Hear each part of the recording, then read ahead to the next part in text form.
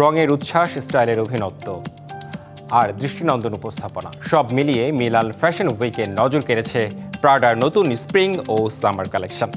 Fashion designer Miuccia Prada ও Raf Simons উপস্থিত হন নতুন সব আকর্ষণ নিয়ে।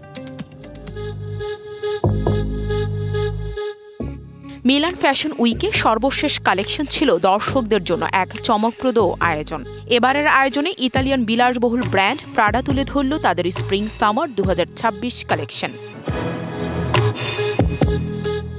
র্যাম্পে মডেলদের পদচারণায় ভেসে উঠল প্রাডার নতুন ফ্যাশন দুনিয়া, যেখানে মডেলরা হাজির হন উজ্জ্বল হলুদ, সবুজ আর লাল রঙের পোশাকে।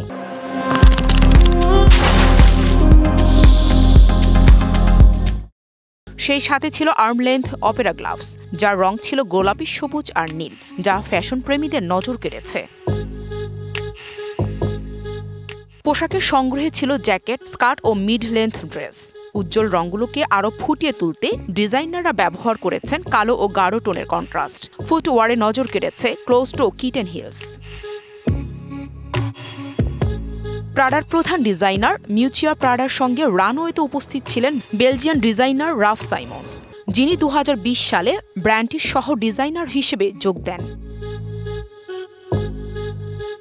এর আগে নিউ ইয়র্ক আর লন্ডনে শেষ হয়েছে ফ্যাশন শো, আর সামনে অপেক্ষা করছে Paris fashion week. Milan fashion week বিশ্বের অন্যতম গুরুত্বপূর্ণ ফ্যাশন ইভেন্ট, যা প্রতি বছর দুটি প্রধান সারিতে অনুষ্ঠিত হয়। Nahida Rinthi, DBC news desk.